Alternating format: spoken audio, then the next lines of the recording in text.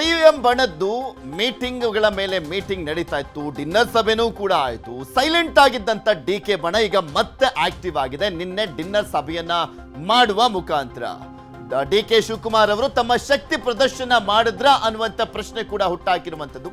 ರಾಜ್ಯ ರಾಜಕೀಯದಲ್ಲಿ ಮಹತ್ವದ ಬೆಳವಣಿಗೆಗಳಂತೂ ಆಗ್ತಾನೆ ಬರ್ತಾ ಇದ್ದಾವೆ. ಎಸ್ಪೆಷಲಿ ಕಾಂಗ್ರೆಸ್ ಪಕ್ಷದಲ್ಲಿ, ಆಡಳಿತ ಪಕ್ಷದಲ್ಲಿ, ಅಧಿಕಾರವನ್ನು ಹೊಂದಿರುವಂತಹ ಪಕ್ಷದಲ್ಲಿ, ರಾಜ್ಯ ಕಾಂಗ್ರೆಸ್ನಲ್ಲಿ ಮಹತ್ವದ ಬೆಳವಣಿಗೆ ಇದು.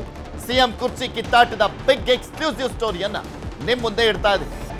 ಮೊನ್ನೆ ಮಾಜಿ ಶಾಸಕ ಫಿರೋಜ್ ಸೇಠ್ ನಿವಾಸದಲ್ಲಿ ಸಿಎಂ ಡಿನ್ನರ್ ಸಭೆಯನ್ನ ಮಾಡಿದ್ರು. ಅದರಲ್ಲಿ ಉಪಮುಖ್ಯಮಂತ್ರಿಗಳಿರ್ಲಿಲ್ಲ. ಅದರಲ್ಲೇ ಗೊತ್ತಾಗುತ್ತಲ್ವಾ ಎಷ್ಟು ಮಟ್ಟಿಗೆ ಬಣ ರಾಜಕೀಯದ ಡಿನ್ನರ್ ಸಭೆಗಳು ಆಗ್ತಾ ಇದ್ದಾವೆ ಅನ್ನುವಂಥದ್ದು. ಈಗ ಡಿ ಕೆ ಶಿವಕುಮಾರ್ ಅವರ ಆಪ್ತನ ಫಾರ್ಮ್ ಹೌಸ್ ನಲ್ಲಿ ಡಿ ಕೆ ಶಿವಕುಮಾರ್ ಅವರು ಡಿನ್ನರ್ ಸಭೆಯನ್ನ ಮಾಡಿದ್ರು. ರಾತ್ರಿ ಆಪ್ತ ಶಾಸಕರ ಜೊತೆ ಡಿ ಕೆ ಶಿವಕುಮಾರ್ ಡಿನ್ನರ್ ಪಾರ್ಟಿಯನ್ನ ಮಾಡಿದ್ದಾರೆ. ಬಿಜೆಪಿ ಉಚ್ಚಾಟಿತ ಶಾಸಕರು ಕೂಡ ಇದರಲ್ಲಿ ಭಾಗಿಯಾಗಿದ್ರು. ಎಸ್ ಟಿ ಸೋಮಶೇಖರ್ ಮತ್ತು ಶಿವರಾಮ್ ಹೆಬ್ಬಾರ್ ಅವರು.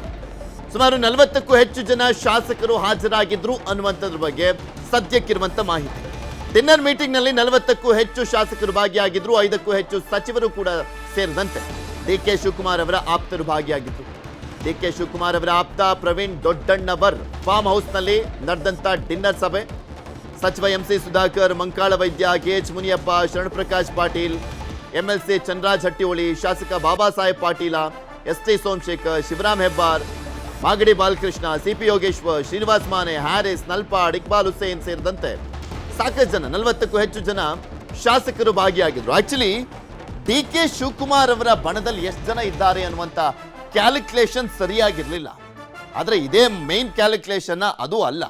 ಆದರೂ ಕೂಡ 40ಕ್ಕೂ ಹೆಚ್ಚು ಜನ ಶಾಸಕರು ನನ್ನ ಜೊತೆನೂ ಇದ್ದಾರೆ ಅನ್ನುವಂಥ ಸ್ಪಷ್ಟ ಸಂದೇಶವನ್ನ ಸಾರದಂತಾಯ್ತಾ ಡಿ ಕೆ ಶಿವಕುಮಾರ್ ಈ ಒಂದು ಡಿನ್ನರ್ ಸಭೆಯ ಮುಖಾಂತರ ಅನ್ನುವಂಥ ಪ್ರಶ್ನೆ ಇದ್ದಿದೆ. ಯಾಕೆಂದ್ರೆ ಸಿಎಂ ಆಪ್ತರು ಯಾರು ಇಲ್ಲ ನೋಡಿ. ಇಲ್ಲಿ ಸಿಎಂ ಆಪ್ತ ಸಚಿವರು ಯಾರು ಇರಲಿಲ್ಲ, ಸಿಎಂ ಆಪ್ತ ಶಾಸಕರು ಯಾರು ಇರಲಿಲ್ಲ. ಹಾಗೆ ನೋಡ್ಕೊಂಡ್ರೆ ಹಾಗಾದ್ರೆ ನಿನ್ನೆಯ ಡಿನ್ನರ್ ಸಭೆಯ ಮುಖಾಂತರ ನನ್ನ ಶಕ್ತಿ, ನನ್ನ ಬಣದವರು ಯಾರು, ನನ್ನ ಶಾಸಕರು ಯಾರು, ನನ್ನ ಬೆಂಬಲಕ್ಕೆ ಯಾರು ನಿಂತ್ಕೊಳ್ತಾರೆ ಅನ್ನುವಂಥದ್ದನ್ನ ತೋರಿಸ್ಬಿಟ್ರ ಅಂತ. ಇದೆಲ್ಲದ್ರ ಬಗ್ಗೆ ಇನ್ನಷ್ಟು ಮಾಹಿತಿಯನ್ನ ಕೊಡ್ತಾ ಹೋಗ್ತಾರೆ ನಮ್ಮ ಪೊಲಿಟಿಕಲ್ ಬ್ಯೂರೋ ಮುಖ್ಯಸ್ಥರಾಗಿರುವಂತಹ ಚಿದಾನಂದ್ ಪಟೇಲ್ ನಮ್ಮ ಜೊತೆ ನೇರ ಸಂಪರ್ಕದಲ್ಲಿ ಜಾಯ್ನ್ ಆಗಿದ್ದಾರೆ. ಗುಡ್ ಮಾರ್ನಿಂಗ್ ಪಟೇಲ್ ರೇ.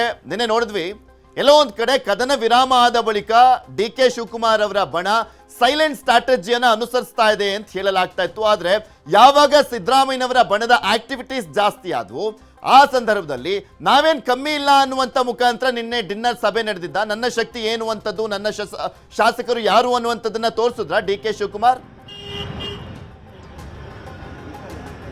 ಪೃಥ್ವಿ, 5 ಶಾಸಕರು ಮತ್ತು ಸಚಿವರ ಸಭೆಯ ಬೆನ್ನಲ್ಲೇ ತಮ್ಮ ಆಪ್ತರ ಮೂಲಕ ನಿನ್ನೆ ಬೆಳಗಾವಿಯ ಹೊರವಲಯದ ಫಾರ್ಮ್ ಹೌಸ್ನಲ್ಲಿ ಒಂದು ಡಿನ್ನರ್ ಮೀಟಿಂಗ್ ಅನ್ನ ಸಿಎಂ ಡಿ ಕೆ ಶಿವಕುಮಾರ್ ಅವರು ಏರ್ಪಡಿಸಿದರು.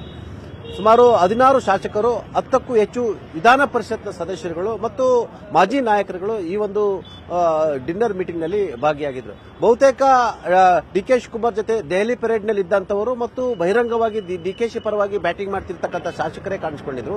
ಅದರಲ್ಲಿ ಕೆಲವು ಶಾಸಕರುಗಳು ಮುಖ್ಯಮಂತ್ರಿ ಸಿದ್ದರಾಮಯ್ಯ ಅವರ ಗಮನಕ್ಕೂ ಕೂಡ ತಂದು ಈ ಒಂದು ಡಿನ್ನರ್ ಮೀಟಿಂಗ್ ಹೋಗಿದ್ದಾರೆ ಎನ್ನಲಾಗ್ತಿರ್ತಕ್ಕಂಥದ್ದು. ಒಟ್ಟಾರೆ 5 ಶಾಸಕರು ಮತ್ತು ಸಚಿವರುಗಳು ಸಭೆ ಮಾಡ್ತಿರೋ ಹಿನ್ನೆಲೆಯಲ್ಲಿ ಡಿಕೆ ಶಿವಕುಮಾರ್ ಅವರು ಸೈಲೆಂಟ್ ಆಗಿದ್ದಾರೆ ಎಂಬ ಸಂದೇಶ ರವಾನೆ ಆಗಬಾರದೆಂಬ ಕಾರಣಕ್ಕಾಗಿ ನನ್ನ ಕಡೆಯವರು ಕೂಡ ಡಿನ್ನರ್ ಮೀಟಿಂಗ್ ಮಾಡ್ತಾರೆ ಎಂಬ ಸಂದೇಶವನ್ನು ರವಾನೆ ಮಾಡುವ ಕಾರಣಕ್ಕಾಗಿ ಈ ಒಂದು ಡಿನ್ನರ್ ಮೀಟಿಂಗ್ ಅನ್ನು ಏರ್ಪಡಿಸಲಾಗಿತ್ತು ಅಂತ ಹೇಳಲಾಗ್ತಿದೆ. ತಡರಾತ್ರಿವರೆಗೆ ನಡೆದ ಈ ಒಂದು ಡಿನ್ನರ್ ಮೀಟಿಂಗ್ ನಲ್ಲಿ ಬರೀ ಮುಖ್ಯಮಂತ್ರಿ ಹುದ್ದೆಯದೇ ಹೆಚ್ಚು ಚರ್ಚೆ, ಶಾಸಕರ ಬಳಿ ಚರ್ಚೆ ನಡೆದಿರತಕ್ಕಂಥದ್ದು. ಮುಖ್ಯಮಂತ್ರಿ ಸಿದ್ದರಾಮಯ್ಯನವರು ಅಧಿಕಾರವನ್ನು ಬಿಟ್ಟುಕೊಡ್ತಾರಾ ಅಥವಾ ಇಲ್ಲವಾ, ಡಿ ಕೆ ಶಿವಕುಮಾರ್ ಮುಖ್ಯಮಂತ್ರಿ ಆಗ್ತಾರೋ ಇಲ್ವೋ, ಅಥವಾ ಯತೀಂದ್ರ ಸಿದ್ದರಾಮಯ್ಯನವರ ಹೇಳಿಕೆ ಹಿಂದೆ ಅನೇಕ ರಾಜಕೀಯ ಲೆಕ್ಕಾಚಾರಗಳು ಇವೆ. ಯತೀಂದ್ರ ಸಿದ್ದರಾಮಯ್ಯ ಹೇಳಿಕೆ ಅದು ಕೇವಲ ಯತೀಂದ್ರ ಸಿದ್ದರಾಮಯ್ಯನವರ ಹೇಳಿಕೆ ಅಲ್ಲ, ಅದು ಮುಖ್ಯಮಂತ್ರಿ ಹೇಳಿಕೆ ಇರಬಹುದು. ಮುಖ್ಯಮಂತ್ರಿಗಳು ಪುತ್ರರ ಮುಖಾಂತರ ಬ್ಯಾಟಿಂಗ್ ಅನ್ನು ಮಾಡ್ತಿರಬಹುದು. ಅಲ್ಲದೆ ಪವರ್ ಶೇರಿಂಗ್ ವಿಚಾರದಲ್ಲಿ ಮುಖ್ಯಮಂತ್ರಿಗಳ ನಡೆ ಏನು, ಒಂದು ವೇಳೆ ಡಿ ಕೆ ಶಿವಕುಮಾರ್ ಅವರು ಟಕ್ಕರ್ ಕೊಟ್ಟರು ಎಂಬ ಕಾರಣಕ್ಕಾಗಿ ನೀವು ಬೇರೆ ಯಾರನ್ನಾದರೂ ಮುಖ್ಯಮಂತ್ರಿ ಮಾಡಿ ದಲಿತ ಸಿಎಂ ಅಸ್ತ್ರವನ್ನ ಪ್ರಯೋಗ ಮಾಡಿರ್ತಕ್ಕಂಥದ್ದು ಸಂಬಂಧಪಟ್ಟ ಕೂಡ ಚರ್ಚೆ ಆಗಿರ್ತಕ್ಕಂಥದ್ದು. ಅನೇಕ ಶಾಸಕರು ಈ ಆತಂಕವನ್ನು ಕೂಡ ಈ ಒಂದು ಡಿನ್ನರ್ ಮೀಟಿಂಗ್ ನಲ್ಲಿ ಹೊರಹಾಕಿರ್ತಕ್ಕಂಥದ್ದು.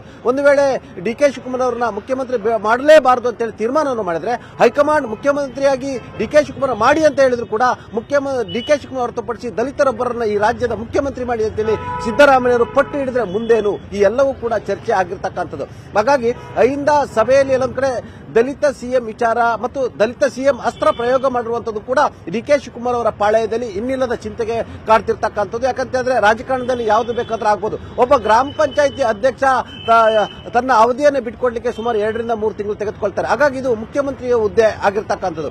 ಇದೇ ಕಾರಣಕ್ಕಾಗಿ ಮುಖ್ಯಮಂತ್ರಿ ಸಿದ್ದರಾಮಯ್ಯನವರು ಪದೇ ಪದೇ ಹೈಕಮಾಂಡ್ ಅಂತ ಹೇಳ್ತಿರ್ತಕ್ಕಂಥದ್ದು, ರಾಹುಲ್ ಗಾಂಧಿ ಅಂತ ಹೇಳ್ತಿರ್ತಕ್ಕಂಥದ್ದು. ಆ ಮುಖಾಂತರ ಮುಖ್ಯಮಂತ್ರಿ ಸಿದ್ದರಾಮಯ್ಯನವರು ರಾಹುಲ್ ಗಾಂಧಿ ಒಬ್ಬರನ್ನೇ ನಂಬಿದಂತೆ ಇರುವಂತದ್ದು ಮತ್ತು ರಾಹುಲ್ ಗಾಂಧಿ ಸದ್ಯದ ಮಟ್ಟಿಗೆ ಮುಖ್ಯಮಂತ್ರಿ ಪರವಾಗಿ ಗಟ್ಟಿಯಾಗಿದ್ದಾರೆ ಎಂಬ ಮಾತು ಕೂಡ ಮುಖ್ಯಮಂತ್ರಿ ಪಾಳ್ಯದಲ್ಲಿ ಬರ್ತಿರ್ತಕ್ಕಂಥದ್ದು.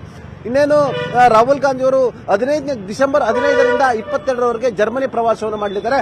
ನಂತರ ಕ್ರಿಸ್ಮಸ್ ಸಂಬಂಧಪಟ್ಟ ಹಾಗೆ ಎಂಗೇಜ್ ಆಗಲಿದ್ದಾರೆ. ಡಿಸೆಂಬರ್ 29ರವರೆಗೂ ಕೂಡ ಇನ್ನು ಅವರು ಭಾರತದಲ್ಲಿ ಇರಲ್ಲ. ಹಾಗಾಗಿ ಎಲ್ಲೊಂದ್ ಕಡೆ ಜನವರಿ ಮೊದಲ ವಾರದಲ್ಲಿ ಮತ್ತೆ ಹೈಕಮಾಂಡ್ ನಾಯಕರುಗಳು ರಾಹುಲ್ ಗಾಂಧಿ ಅಥವಾ ಸೋನಿಯಾ ಗಾಂಧಿ ನೇತೃತ್ವದಲ್ಲಿ ಮತ್ತೊಂದು ಸುತ್ತಿನ ಸಭೆ ನಡೆಸ್ತಾರೆ. ನಂತರ ಮುಖ್ಯಮಂತ್ರಿ ಮತ್ತು ಉಪಮುಖ್ಯಮಂತ್ರಿಗಳನ್ನ ದೆಹಲಿಗೆ ಕರೆಸಿ ಒಟ್ಟಿಗೆ ಕೂರಿಸಿ ಮಾತನಾಡ್ತಾರೆ. ನಂತರ ಪರಸ್ಪರ ಸಪರೇಟ್ ಆಗಿ ಮಾತನಾಡಿಸಿ ನಂತರ ಇಬ್ಬರನ್ನು ಕೂಡ ವಿಶ್ವಾಸಕ್ಕೆ ತೆಗೆದುಕೊಂಡು ಅಂತಿಮವಾದ ಒಂದು ನಿರ್ಧಾರವನ್ನು ತೆಗೆದುಕೊಳ್ತಾರೆ ಅಂತ ಹೇಳಲಾಗ್ತಿರ್ತಕ್ಕಂಥ. ಆದ್ರೆ ಅದಕ್ಕೂ ಮೊದಲು ಪೃಥ್ವಿ ಇದೀಗ ಡಿನ್ನರ್ ಪಾಲಿಟಿಕ್ಸ್ ಗಳು ಅಹಿಂದ ಸಭೆಗಳು ನಡೀತಿರ್ತಕ್ಕಂಥದ್ದು. ಎಲ್ಲೊಂದ್ ಕಡೆ ಶಾಸಕರು ಕೂಡ ಒಂದಷ್ಟು ಡಿಸ್ಟರ್ಬ್ ಆಗಿರ್ತಕ್ಕಂಥದ್ದು. ಇಲ್ಲಿ ತಟಸ್ಥ ಬಣದವರು ಇರ್ತಕ್ಕಂಥದ್ದು.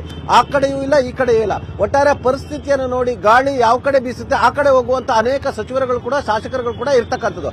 ಹಾಗಾಗಿ ಅಹಿಂದ ಶಾಸಕರು ಸಚಿವರ ಸಭೆಯ ಬೆನ್ನಲ್ಲೇ ಮತ್ತು ದಲಿತಾಸ್ತ್ರ ಸಭೆಯ ಬೆನ್ನಲ್ಲೇ ನಿನ್ನೆ ಸುಮಾರು 17 ಶಾಸಕರುಗಳು 10ಕ್ಕೂ ಹೆಚ್ಚು ಎಂಎಲ್ಸಿಗಳು ಮತ್ತು ಮಾಜಿ ನಾಯಕರುಗಳು ಡಿನ್ನರ್ ಮೀಟಿಂಗ್ ನಲ್ಲಿ ಭಾಗವಹಿಸಿರ್ತಕ್ಕಂಥ. ಆ ಮುಖಾಂತರ ಪರೋಕ್ಷವಾಗಿ ಟಕ್ಕರ್ ಕೂಡ ಪ್ರಯತ್ನವನ್ನು ಮಾಡಿರ್ತಕ್ಕಂಥದ್ದು. ನಿನ್ನೆಯ ಬಹುತೇಕ ಡಿನ್ನರ್ ನಲ್ಲಿ ಈ ಹಿಂದೆ ಡಿ.ಕೆ. ಶಿವಕುಮಾರ್ ಜೊತೆ ಮತ್ತು ಅವರ ಪಾಳ್ಯದಲ್ಲಿದ್ದಂತ ಅನೇಕ ಶಾಸಕರುಗಳು ಕಾಣಿಸಿಕೊಂಡಿರ್ತಕ್ಕಂಥದ್ದು. ಪೃಥ್ವಿ ಇಲ್ಲಿ ಪಟೇಲ್ರೆ, ಅಹಿಂದ ವರ್ಗದವರು ಎಲ್ಲರೂ ನನ್ನ ಜೊತೆ ಇದ್ದಾರೆ ಅಂತ ಏನ್ ಹೇಳ್ತಾ ಇದ್ರು ಸಿದ್ದರಾಮಯ್ಯನವರ ಬಣದವರು, ಅದನ್ನು ಕೂಡ ಡಿಸ್ಟರ್ಬ್ ಮಾಡ್ಲಿಕ್ಕೆ, ಡೆಂಟ್ ಮಾಡ್ಲಿಕ್ಕೂ ಕೂಡ ಇದೊಂದು ರೀತಿಯಾದಂತ ಪ್ಲಾನ್ ಆಯ್ತಾ ಅಂತ. ಯಾಕೆಂದ್ರೆ ನನ್ನ ಜೊತೆನೂ ಕೂಡ ಅಲ್ಪಸಂಖ್ಯಾತ ಹಿಂದುಳಿದ ದಲಿತ ಶಾಸಕರುಗಳಿದ್ದಾರೆ, ಸಚಿವರುಗಳಿದ್ದಾರೆ, ಅವರೊಬ್ಬರ ಹತ್ರನೇ ಅಲ್ಲ, ನಮಗೂ ಎಲ್ಲರೂ ಬೆಂಬಲವನ್ನ ಕೊಡ್ತಾ ಇದ್ದಾರೆ ಅನ್ನುವಂತ ಸಂದೇಶವನ್ನ ಪಾಸ್ ಮಾಡುವಂತ ಉದ್ದೇಶ ಕೂಡ ಏನಾದ್ರೂ ಇತ್ತ ಇದರಲ್ಲಿ? ಅಫ್ಕೋರ್ಸ್ ಈಗ ಡಿನ್ನರ್ ಮೀಟಿಂಗ್ ಅನ್ನು ಕರೆದಿರ ಅಂತ ಹೇಳಿದ್ರೆ ಹಲವಾರು ಸಂದೇಶವನ್ನ ರವಾನೆ ಮಾಡ್ತಿರ್ತಕ್ಕಂಥದ್ದು. ನಿಮಗೆ ಗೊತ್ತಿರಲಿ, ಡಿ.ಕೆ. ಶಿವಕುಮಾರ್ ಜೊತೆ ಎಲ್ಲ ಒಕ್ಕಲಿಗ ಶಾಸಕರುಗಳು ಮತ್ತು ಸಚಿವರುಗಳು ಕೂಡ ಇಲ್ಲ. ಇವತ್ತು ಕೃಷ್ಣ ಬೈರೇಗೌಡ ಇರ್ತಕ್ಕಂಥದ್ದು, ಅವರು ತಟಸ್ಥವಾಗಿರ್ತಕ್ಕಂಥದ್ದು. ಇನ್ನ ವಿಜಯನಗರ ಮತ್ತು ಗೋವಿಂದರಾಜ್ ನಗರದ ಶಾಸಕರುಗಳು ಕೂಡ ಎಲ್ಲೊಂದ್ ಕಡೆ ಸಿದ್ದರಾಮಯ್ಯ ಜೊತೆ ಇರ್ತಕ್ಕಂಥದ್ದು. ಇನ್ನ ಪಿರಿಯಾಪಟ್ಟಣ ವೆಂಕಟೇಶ್ ಕೂಡ ಸಿದ್ದರಾಮಯ್ಯನವರ ಜೊತೆ ಇರ್ತಕ್ಕಂಥದ್ದು. ಹೀಗೆ ಅನೇಕ ಒಕ್ಕಲಿಗ ಶಾಸಕರುಗಳು ಕೂಡ ಸಿದ್ದರಾಮಯ್ಯ ಪರವಾಗಿರ್ತಕ್ಕಂಥದ್ದು. ಅದೇ ರೀತಿ ಅಹಿಂದ ಶಾಸಕರುಗಳು ಕೂಡ ಡಿ.ಕೆ. ಶಿವಕುಮಾರ್ ಜೊತೆ ಕೂಡ ಇರ್ತಕ್ಕಂಥದ್ದು. ಇಲ್ಲಿ ಅಹಿಂದ ಒಕ್ಕಲಿಗ ಅನ್ನೋಕ್ಕಿಂತಲೂ ಯಾರೆಲ್ಲ ಶಾಸಕರು ತಮ್ಮ ಜೊತೆ ಇದ್ದಾರೆ ಮತ್ತು ಯಾರೆಲ್ಲ ನಮ್ಮ ಪರವಾಗಿದ್ದಾರೆ ಅನ್ನೋ ಒಂದು ಸಂದೇಶ ರವಾನೆ ಮಾಡಬೇಕಾಯಿತು. ಮತ್ತು ಅಹಿಂದ ಶಾಸಕರುಗಳ ಈ ಒಂದು ಸಭೆಗೆ ಮತ್ತು ದಲಿತ ಸಿಎಂ ಅಸ್ತ್ರಕ್ಕೆ ಪ್ರತ್ಯೇಕವಾಗಿ ನಾನು ಸುಮ್ಮನೆ ಕೂತಿಲ್ಲ, ನನ್ನ ಹುಡುಗರು ಇದ್ದಾರೆ ಎಂಬ ಸಂದೇಶ ರವಾನೆ ಮಾಡೋ ಕಾರಣಕ್ಕಾಗಿ ಉಪಮುಖ್ಯಮಂತ್ರಿ ಡಿ.ಕೆ. ಶಿವಕುಮಾರ್ ಅವರು ತಮ್ಮ ಆಪ್ತನ ಮುಖಾಂತರ ಫಾರ್ಮ್ ಹೌಸ್ ನಲ್ಲಿ ಡಿನ್ನರ್ ಪಾರ್ಟಿಯನ್ನು ಕೊಟ್ಟಿರ್ತಕ್ಕಂಥದ್ದು. ಪೃಥ್ವಿರಾಜ್ ಹಾರ್ನಳ್ಳಿ. ಓಕೆ, ಧನ್ಯವಾದ ಚಿದಾನ್ ಪಟೇಲ್ ನಿಮ್ಮೆಲ್ಲ ಮಾಹಿತಿಗಾಗಿ. ಚಳಿಗಾಲದ ಅಧಿವೇಶನದಲ್ಲಿ ಯಾವ ರೀತಿಯಾಗಿ ಬಿಸಿ ಏರ್ತಾ ಇದೆ ಅನ್ನುವಂಥದ್ದು ಗಮನಿಸ್ತಾ ಇದ್ರೆ ಪ್ರಮುಖವಾಗಿ ಕುರ್ಚಿ ಪಾಲಿಟಿಕ್ಸ್ ಹಿನ್ನೆಲೆಯಲ್ಲಿ ಕಾದ್ ನೋಡೋಣ ಏನಾಗುತ್ತೆ.